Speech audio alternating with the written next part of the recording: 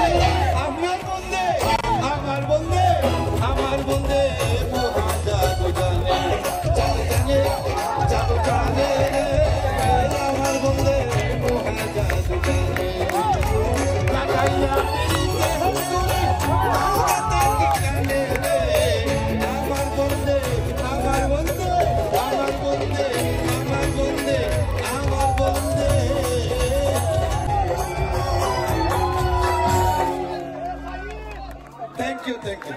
One more. Thank you, Sophia. So our day now শুরু আমরা গান আর নাচের আনন্দে ফিরে যেতে চাই। আরো একটি দলীয় নৃত্য নিয়ে আসছে তাল তরঙ্গ, একটা করতালি হচ্ছে তাল তরঙ্গের জন্য।